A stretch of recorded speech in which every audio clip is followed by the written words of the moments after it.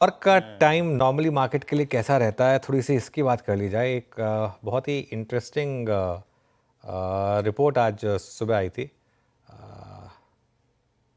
हाँ, तो बहुत इंटरेस्टिंग रिपोर्ट थी वो, कोटक म्यूचुअल फंड की वो रिपोर्ट थी। और अपने निवेश को लेकर अगर आप चिंतित हैं तो अगर उस रिपोर्ट को आप पढ़ें तो डरने की ज़रूरत नहीं है। भारत पाकिस्तान के बीच पिछले 25 सालों में 3 बार तनातनी हुई है, वॉर जैसी सिचुएशन रही है, लेकिन भारतीय बाज़ार पर इसका कोई असर नहीं हुआ है, बल्कि जिसने निवेश किया है उसका तो फ़ायदा ही फ़ायदा हुआ है। इसको लेकर कोटक म्यूचुअल फंड, जैसा मैंने कहा, एक रिपोर्ट निकाली है।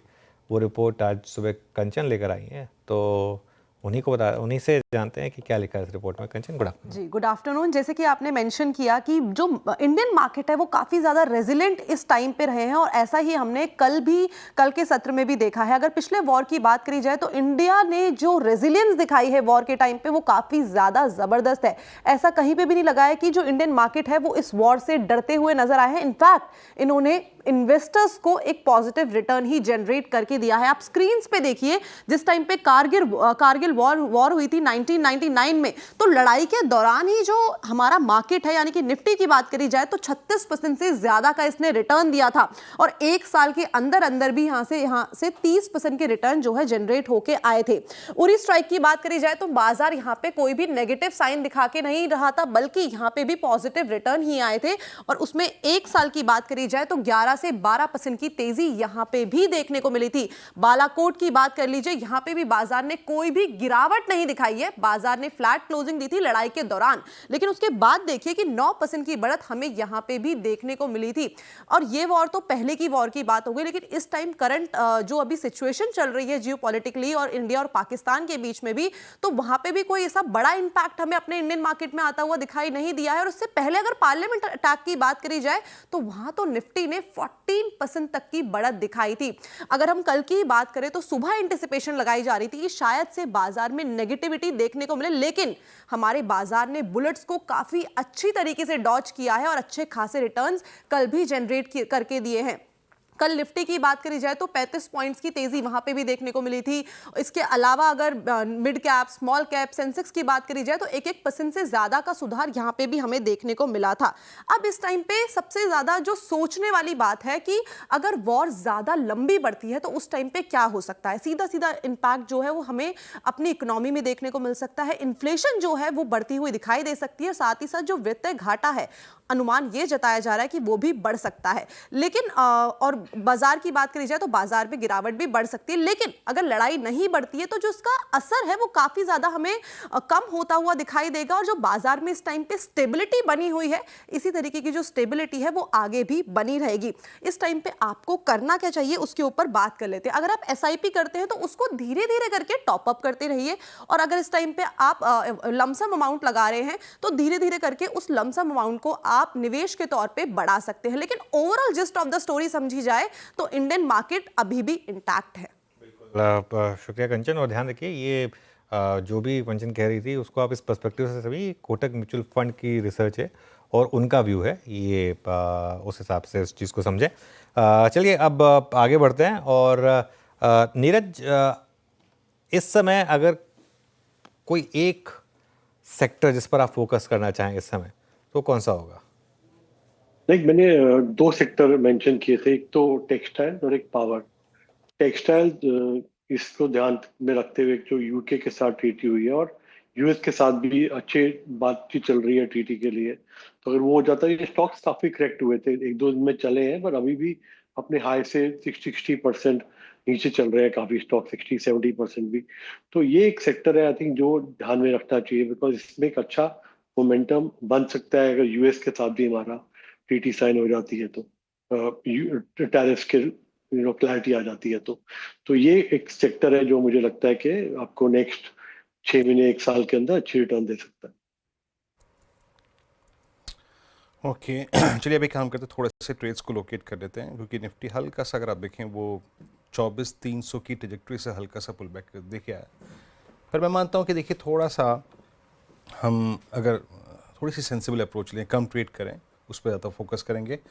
लेकिन फिर भी कुछ स्टेट्स जो कि अच्छा कर रहे हैं, एक बार दीपक नाइट्राइट लिखे आइएगा आपकी स्क्रीन पे। इट्स 1926 टुवर्ड्स डे लो। अब कितना डाइवर्जेंस है इसी स्पेस के स्टॉक्स में अगर आप देखें, कल हमने एसआरएफ में स्ट्रॉन्ग मूव देखा था, आरती इंडस्ट्रीज में, लेकिन आज दीपक नाइट्राइट कोलैप्स हो रहा है। आज इनफैक्ट एसआरएफ को अगर आप देखें ना, एसआरएफ भी आज हायर ट्रेजेक्ट्री से कोलैप्स हुआ। इट्स नाउ 2973, ये भी डेलो की तरफ ट्रेड करता हुआ। Manas, let's check Deepak nitrite once again. Deepak पर आपका ट्रेड क्या है इस वक्त? डे लो 1926, इवन अपने शॉर्टेस्ट मूविंग एवरेज 10-20 डेमा के ऊपर कैपिटलाइज नहीं हो पा रहा है। वो बात अच्छी है कि ये सेक्टर अच्छा कर रहा था, तो शायद ये भी इसका डाउन साइड रिस्ट्रिक्ट था, लेकिन लग क्या रहा है आपको? 1926-20 नीचे का स्टेबल होता है तो कहाँ तक का डाउन साइड खुला है इस स्टॉक में? देखिए, यहाँ पर पिछले करीब अगर आप 10-12 हफ्तों की बात कर लीजिए तो यहाँ पर लगातार अंडर परफॉर्मेंस देखने को मिला है। कहीं पर भी कोई सिग्निफिकेंट रैली देखने को नहीं मिली। 200 वीक मूविंग एवरेज पे स्टॉक रेजिस्टेंस फेस कर रहा था। मेरा समझना ये है कि यहाँ पर खरीदारी केवल 2150 रुपए के ऊपर करेंगे, और अगर आपने लॉन्ग पोजीशन बना रखी है तो 1875 का स्टॉप लॉस जरूर लगा लीजिए। उसके नीचे गया तो गिरावट बढ़ेगी और उस केस में 1725 तक के भाव भी आप स्टॉक दिखा सकते हैं। 1725 तक के गिरावट भी आ सकते हैं इस स्टॉक में, ये डेलो की तरफ बढ़ता हुआ। अच्छा, एक बार आप एशियन पेंट्स भी लेके आइएगा स्क्रीन पे। एशियन पेंट्स के नंबर आ गए, ये लीजिए। मुनाफा करीब करीब 692, जो कि करीब आप समझ लीजिए कि 1100 करोड़ रुपए का अनुमान था। वो फिगर बाजार की एक्सपेक्टेशन से बहुत नीचे। प्राइमा फेस से अगर आप देखें, जो फर्स्ट डिजिट आपकी स्क्रीन पे आई है प्रथम दृष्टांत, उसका एक बहुत बड़ा इम्पैक्ट है। इट्स 2350 से एक टिकी में स्टॉक की अगर आप देखें तो 40 रुपये शेड हो गया। और ये देखिए, ये मुनाफे का आंकड़ा है। 692 करोड़ की डिजिट, 1105 करोड़ रुपए का अनुमान था। और अभी मेरे पे टॉप लाइन की फिगर्स आएंगी, अभी वो फिगर्स नहीं है, बट अनुज, प्राइमा फेसिया अगर आप इसके सिर्फ बॉटम लाइन के नंबर पर फोकस करें ना, मेरे ख्याल से, और ये यस आय करीब 5359 करोड़ रुपए, 8359, 53 नहीं, 8300, दोनों 8300, हाँ 8300, 6300 करोड़ रुपए, दोनों पे टॉप लाइन बॉटम लाइन पे डिसअपॉइंटमेंट है। देखिए, इसका मतलब बहुत क्लियर है, मार्जिन पे तगड़ी मार पड़ी होगी, क्योंकि मुनाफा तो आधा हो गया है और पिछले क्वार्टर भी आपको याद होगा मुनाफा आधा हो गया था। अब कितना ये प्राइस में है, कितना नहीं है, लेकिन एक चीज़ बहुत क्लियर है, ये बात मैं आपको पहले भी काफ़ी समय से कह चुका हूँ कि एशियन पेंट्स में अभी आपको कुछ समय तक बहुत अच्छे रिटर्न्स नहीं मिलेंगे। आप चाहें एज SIP इन्वेस्टर एक अच्छा स्टॉक अगर आपको लोअर लेवल पे मिल रहा है वो अलग बात है, लेकिन अभी के लिए मुझे लग रहा है कि इसमें शायद आपको कुछ बहुत ज़्यादा कुछ अच्छा ना मिले। लेकिन नंबर तो खैर ख़राब है एशियन पेंट का। और आई थिंक एक बार ज़रा रेवेन्यू का नंबर तो खैर हम आपको बता ही चुके हैं, 8300 करोड़, एक्सपेक्टेशन 8675 करोड़ का था। एक बार मैं बस वेट कर रहा हूँ उसके एबिडा और एबिडा मार्जिन के नंबर का आने का, क्योंकि मेरे ख्याल से उसके ऊपर काफ़ी कुछ डिपेंड करेगा। 20.5 रुपये करीब का डिविडेंड, 1400 करोड़ का एबिडा है, 1575 करोड़ का एस्टिमेट था। तो ये आई थिंक अगेन एक नंबर, पहले ही वीक नंबर एक्सपेक्टेड थे, उससे भी और वीक नंबर इस समय एशियन पेंट्स के आ रहे हैं। अब अगेन कितना स्टॉक में ऑलरेडी प्राइस है नहीं है। देखिए वीरू, ये स्टॉक्स ना एशियन पेंट्स जैसे स्टॉक्स में मैं प्रिडिक्ट थोड़ा नहीं करना चाहता हूँ कि कैसे रिएक्ट करेंगे, क्योंकि ये इंस्टीट्यूशनल स्टॉक्स होते हैं। कल मेरे ख्याल और अभी कमेंट्री में क्या आ जाए क्या नहीं आ जाए उसके ऊपर बहुत कुछ डिपेंड करेगा। लीवर के केस में भी यही हुआ था, तो इसके लिए वेट कर लेते हैं थोड़ा सा। लेकिन अभी के लिए जो नंबर्स हैं वो एक्सपेक्टेशन से भी कम है, और second quarter in a row numbers जो हैं वो एक्सपेक्टेशन से कम आए हैं।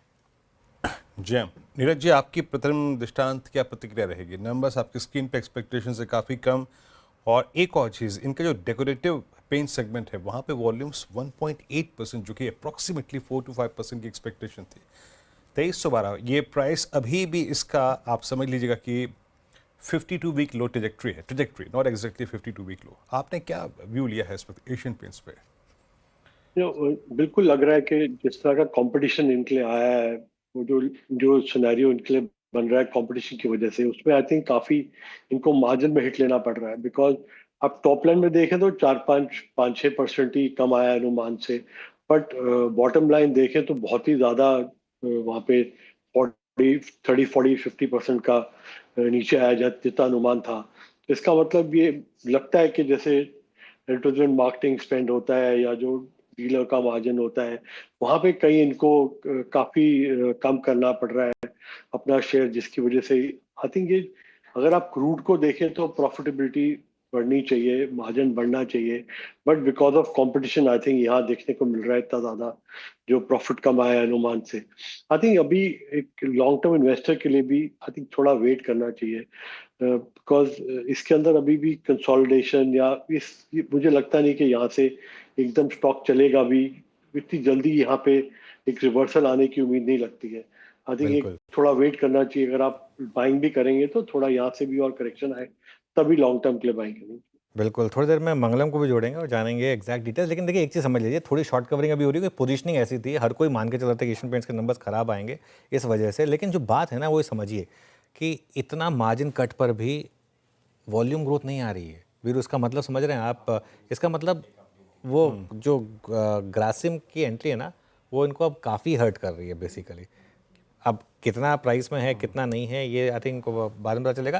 थोड़ा क्रूड भी नीचे आया है, उसका भी शायद एक इम्पैक्ट आएगा। लेकिन थोड़ी शॉर्ट कवरिंग है, लेकिन कितनी टिकेगी रैली ये रिकवरी ये कहना थोड़ा टफ है। चलिए काम करते हैं, अब थोड़ा आगे बढ़ते हैं। कुछ देर